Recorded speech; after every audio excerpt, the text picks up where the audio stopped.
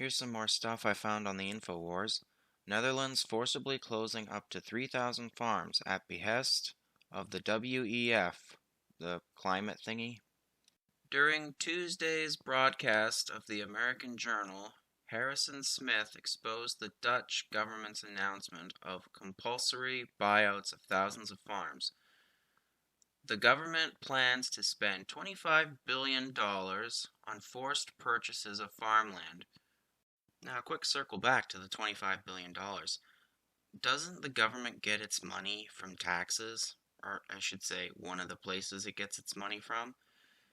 So they're gonna use money that's probably been raised through taxes to force people to sell their farmland to the government. So in essence, they're gonna be paying the people with their own money? Okay, that's very corrupt, in my opinion anyway. Now we scooch over to Germany.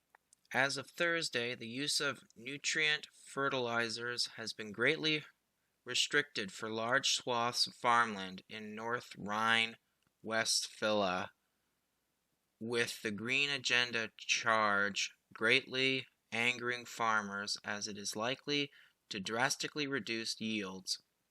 While implemented by authorities in Germany, the ban is ultimately at the behest of the European Union, which is pushing to reduce the amount of nitrogen in certain parts of Europe as part of its green agenda. And what does a lower crop yield mean? Lower finances for the farmers. It's probably what happened with the Dutch, and now the government's buying up their land. In my opinion, anyway. Strange thing I thought of. Ukraine produces a lot of grains, right? A lot of food, right? And in the Netherlands, the government's closing up to 3,000 farms. But don't we already have a food shortage because of what's going on in Ukraine? Is it really a good idea to close farms? Just putting it out there.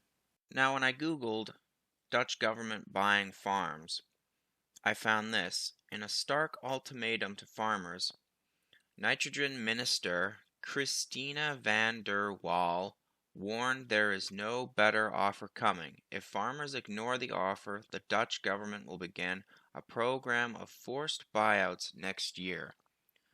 So I googled this minister's name and I got her profile.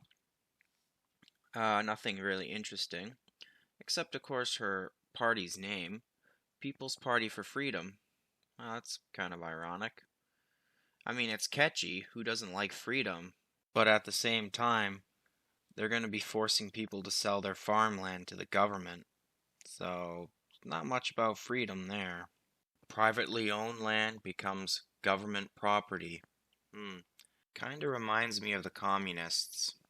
Anyway, that's it for my little ramble. Take care.